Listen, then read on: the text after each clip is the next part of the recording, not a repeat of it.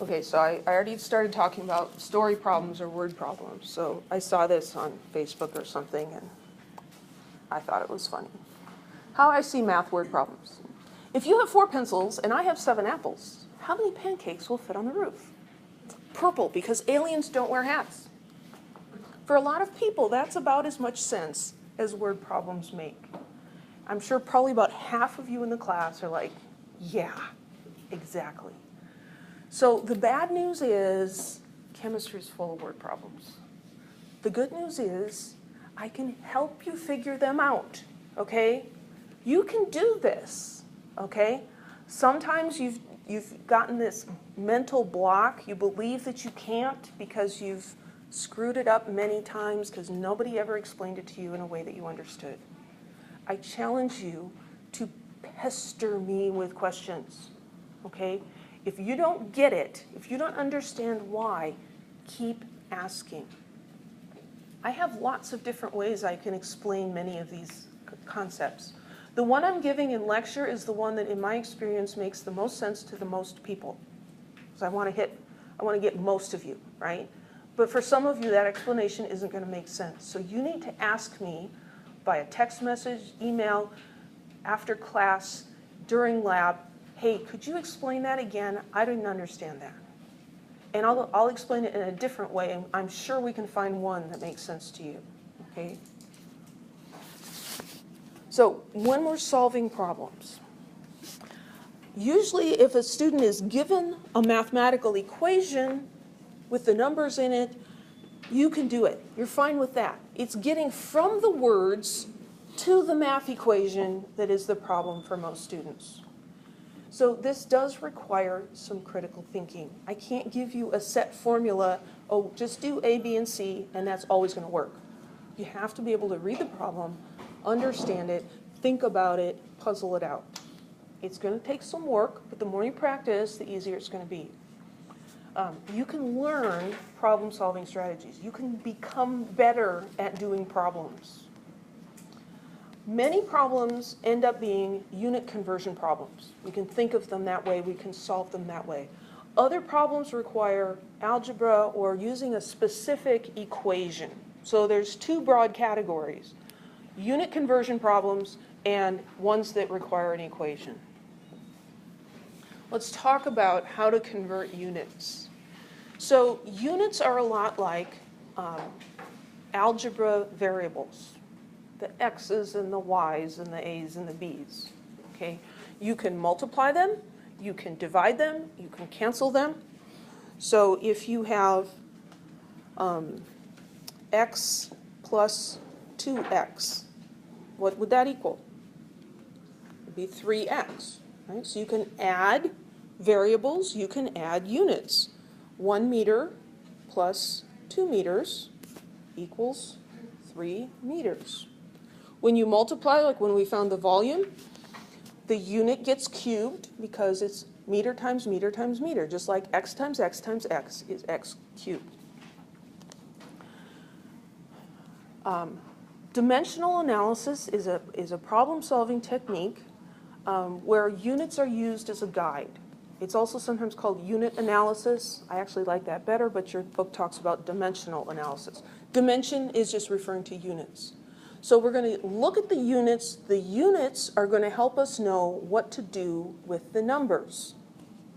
So important things, always write every number with its associated unit. The unit is part of it. Just like that sentence, when my son was 7, he walked 3. Doesn't make any sense. Always write the units. Always include the units in your calculations, and don't let those units just magically appear and disappear. That's wishful unit cancellation. You can't do that and be successful. Treat them like algebra variables. And sometimes they cancel out, sometimes they multiply each other, but we have to pay attention to them. So for most problems, we're given a quantity in one unit and asked to convert to that quantity in another unit. And these are going to take this form. The information that's given, and we multiply by one or more conversion factors, and then we get the information that we're seeking.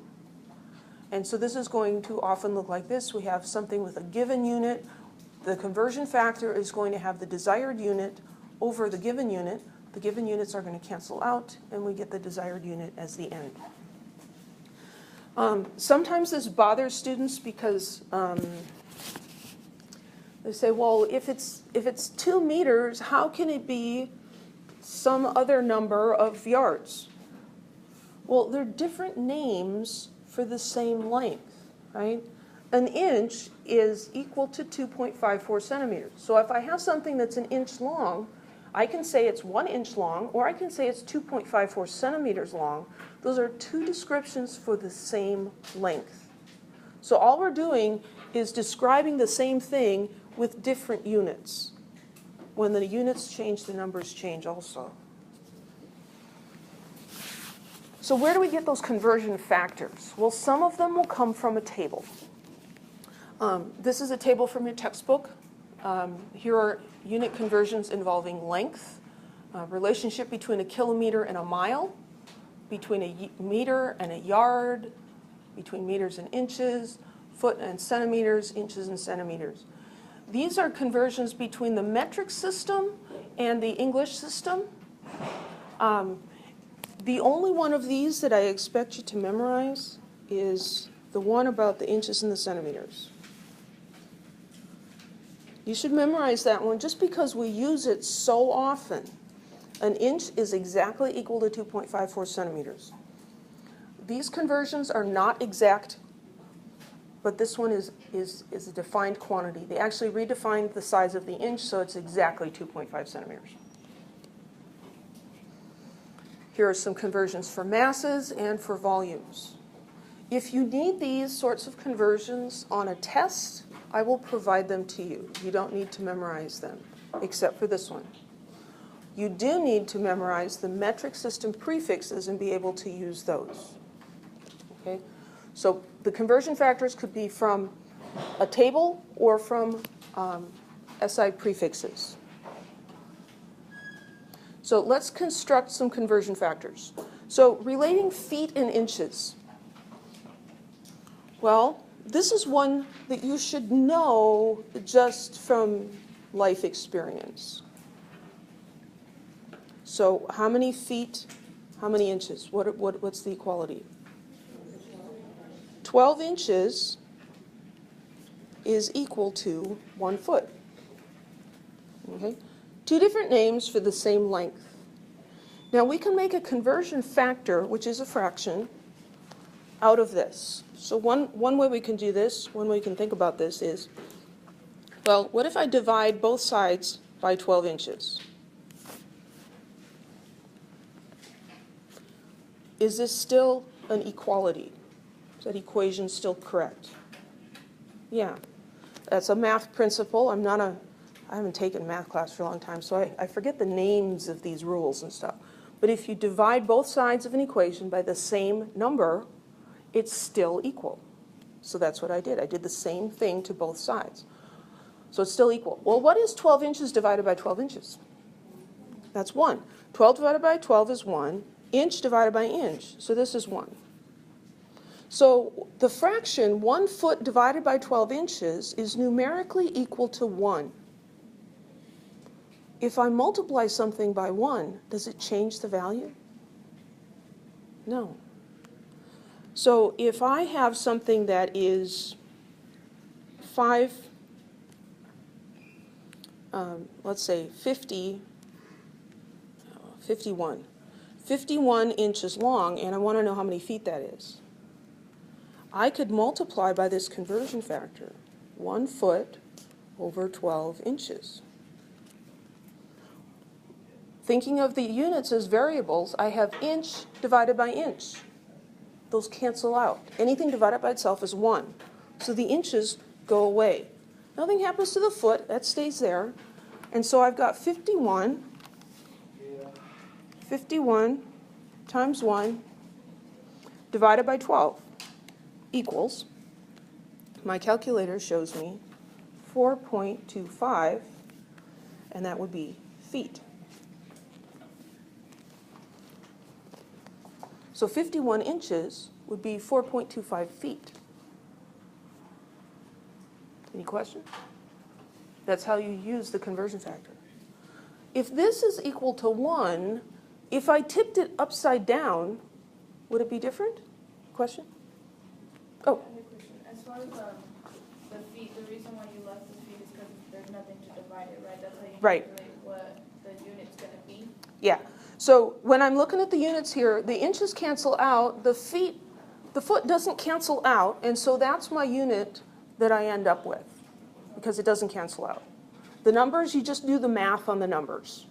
But the units you have to treat like variables.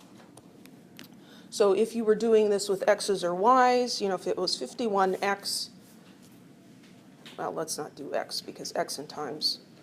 If it was 51a times 1b over 12a, if you're doing it with variables, the a's would cancel out, right?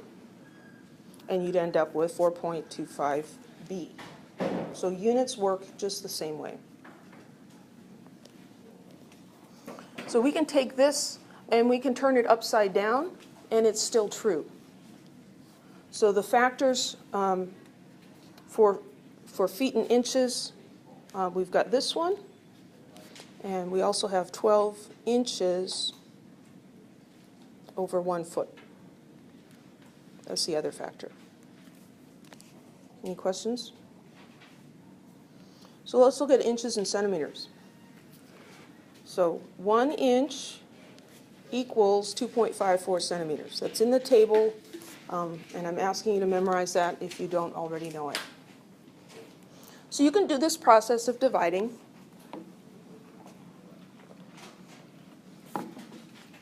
Or you can think of it this way. I like to think of it this way. So here I've got this equality. The equal sign is like the fraction line. And then I can tip this with the 1 inch on the top, or I can tip it counterclockwise and put the 2.54 centimeters on top. So I can say 1 inch per 2.54 centimeters. Or I could say 2.54 centimeters per 1 inch. So you've got one thing is equal to another thing, and you make a conversion factor by putting one side of the equal sign on top of the fraction and the other on the bottom. What needs to be true is that what's on the top is equal to what's on the bottom. So 1 inch is equal to 2.54 centimeters. So this is good. I cannot say 2.54 inches per 1 centimeter. That's not true. Those are not equal. Any questions?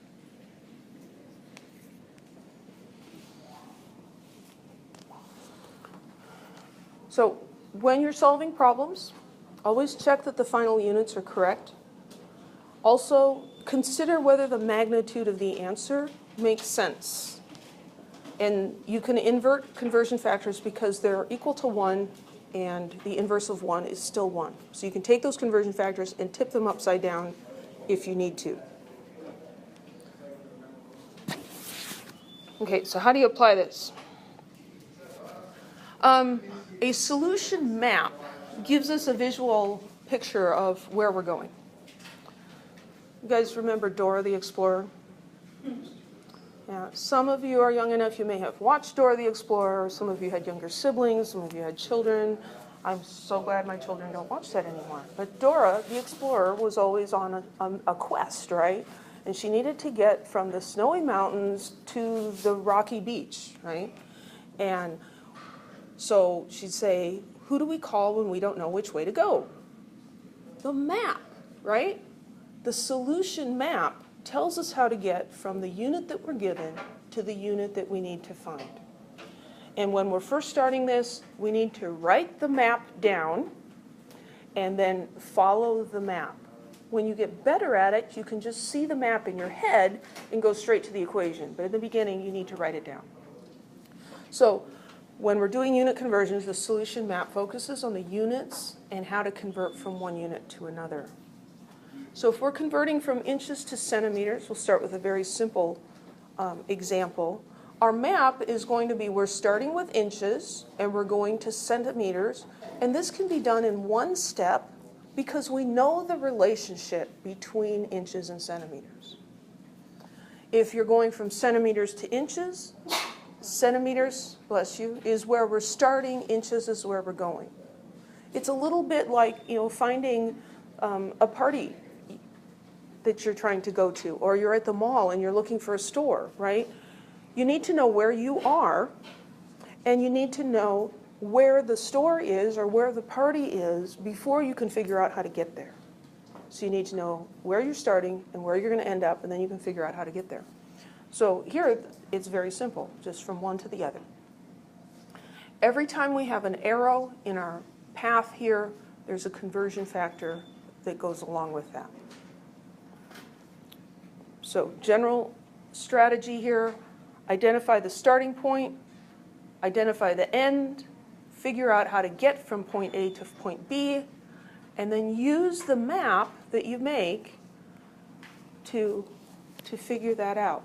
So in graphic form, we'd say our given unit and then our solution map from here to here to here to what we're trying to find. Another analogy for this is you're on one side of a creek and you want to get to the other side without getting your fancy new shoes wet, and there's some rocks in the creek that you could jump, right? Sometimes the creek is narrow enough that you could just jump straight across, a simple unit conversion. Sometimes it might be wide and you need to take a path of jumping on the boulders in the stream. There may be more than one way to get from one side to the other. You may go one way, your friend might go another way. As long as you get from the same point to the same point, then you're fine. So we approach the problem, we sort, we look for the information. Always read the problem through. We're going to have a lot of word problems. Read all the words, then go back and pick out the numbers. Okay, the numbers are usually what's important. A lot of the words you can just kind of throw out. Strategize. This is where you're creating your solution map. And then you solve. You make your equation and you carry out the mathematical operations, canceling units, etc., taking into account sig figs, and then you check. Does the answer make sense? Sometimes you'll get something backwards. You'll divide instead of multiply, and you're calculating the average number of people in a family, and you come up with 0.07. Does that make sense? Could there be a family with 0.07 people in it? No. Something went wrong in the calculation, right? Or if you came up with 2.5 million people in a family, not right. So apply some common sense to your final answer. Check to see that the units are right. Check your sig figs. So let's do some examples. So this is a simple one. Convert 56 centimeters to inches. Not many words here. So we need to figure out what we're given and what we're asked to find. So oftentimes what we're given is something involving a number. So we're asked to convert 56 centimeters to inches. So 56 centimeters is where I'm going to start. This number, 56.0, that 0 is a significant figure. I need to write it down. I can't just throw it away. What am I trying to find? Inches. So this is where I'm starting, centimeters, and this is where I'm going, inches. Now I have to figure out how to get from centimeters to inches. If I can remember or find a relationship directly between them, I can do this in one step. There is a relationship between centimeters and inches, so I can do this in one step. That relationship is 1 inch equals 2.54 centimeters. So this is my solution map, and I'm going to use that as a guide when I set up my equation.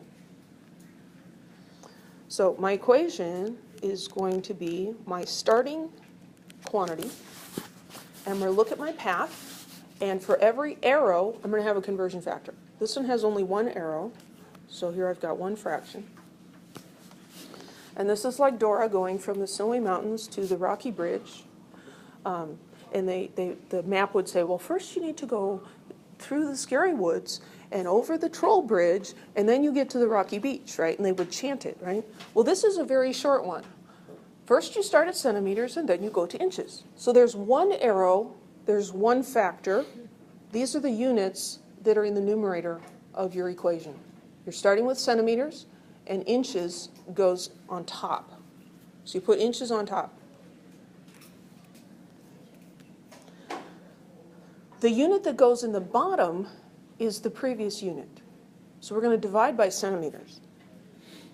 The idea here is we want to end up with inches and we want to get rid of the centimeters. So we need to divide by centimeters because these are going to cancel each other out. Okay? You put the units in first, then you stick the numbers in because the units tell you where to put the number. So this is our relationship. 1 inch. So 1 and inch go together. So here, the 1 has to go with inch. And 2.54 goes with centimeters. Because what's on the top is equal to what's on the bottom. There's my equation. Now I just need to use my calculator. 56 times 1 divided by 2.54.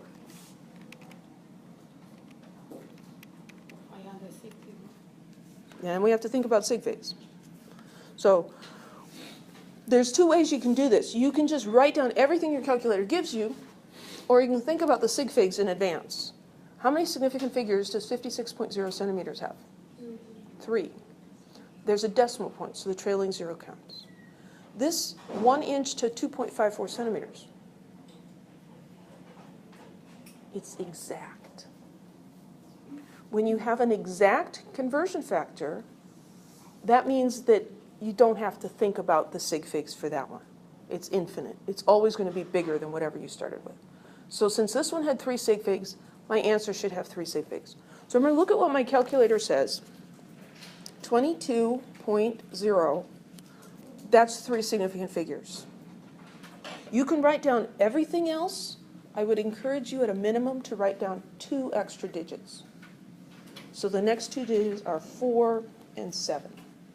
And the unit would be inches. Now I'm going to round it. I've got it written down so I can come back and check my work if I round incorrectly. This is what I'm going to keep. I need 3 sig figs, so 3 sig figs. And this is the number I'm going to evaluate. Do I round up or down? So this is going to be rounded down. And this will be 22.0 inches. Any questions? Yes? Now, when you're grading like tests or worksheets or anything along those lines, when we're doing these calculations, would we get dot points had we done like the sig figs from just our calculator, or do you encourage us to? I would encourage you to always try to apply the rules for sig figs. In a lab or a worksheet, if I can tell that you tried, you won't lose points. Like if you wrote 22 or if you wrote 22.047, that's, close. If you wrote down 22.047244409, I would think this person isn't even considering sig figs. There's a possibility you might lose points. But as far as like skipping that step, like what if I just... What if you just wrote this? Yes. That would be okay. I would encourage you to do this though. Any other questions? Let's do another one. Let's convert 5,678 meters to kilometers. So the number, there's only one number, 5678.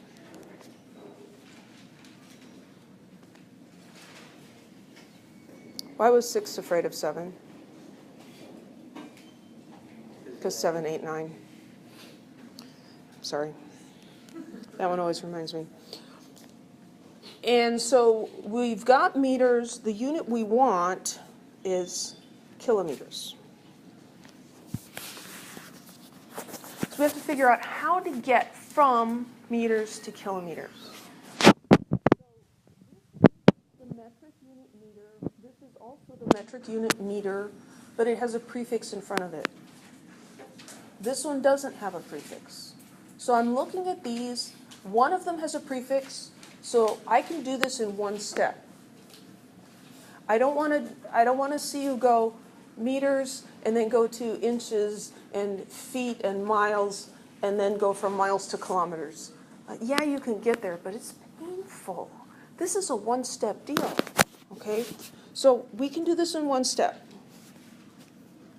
So there's my path. I write down my starting quantity, 5678 meters, one arrow, one fraction. Meters to kilometers. Meters to kilometers. So I write kilometers on top. Everybody with me? It really is simple if you can get your mind around it. I want to get rid of this unit, so I'm going to divide by meter. The meters would cancel out. Units first. Now, how do I do this? I'm not going to give that relationship to you on a test. You need to know what kilo means. You need to memorize it. Kilo stands for 10 to the 3. So what I have here is I have 1 kilometer, and down here I'm going to write, instead of kilo, I'm going to write the numerical meaning of kilo. I have 1 times 10 to the 3rd meters. Because what I'm doing here, so if I had 1 kilometer over 1 kilometer, is that equal to 1? Yeah, it's the same on the top and the bottom. Well, what if I take out the kilo and I write what it stands for?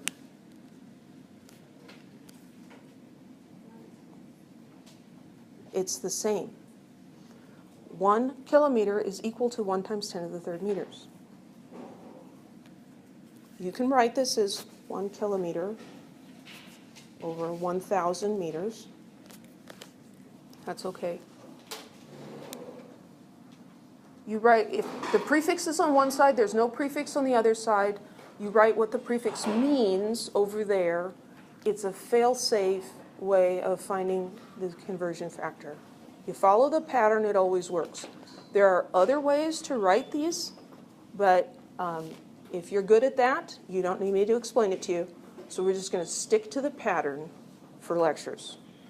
Okay, so this is 1 kilometer divided by 1 times 10 to the 3rd meter. Now, how do you put that into your calculator? So you need a scientific calculator. It should have either an EE or an EXP button on it. That stands for times 10 to the. So when I put this number into my calculator, I do 1, instead of times 10 to the, I press EE, and then 3 for the exponent. So this would be 1 EE 3. So 5, 6, 7, 8 times 1 divided by 1 EE 3 equals 5.678, and now the unit is kilometer, because the meters canceled out. What about sig figs? How many significant figures does 5, 6, 7, 8 have? 4. What about this? That's exact. Conversions within the metric system are exact. Conversions within the English system are exact. It's when you go back and forth between them that they're not exact. So this should also have 4, and it does. Now, if you're getting this number, but the decimal point is somewhere else, you're having calculator issues, which means you're not using the EE button correctly. And I know it's, yeah, you could do it by just dividing by 1,000. You're going to need the EE button when we talk about Avogadro's number and when we use some really, really small numbers, because your calculator can't handle it otherwise. So practice the EE button now. Any questions about that one?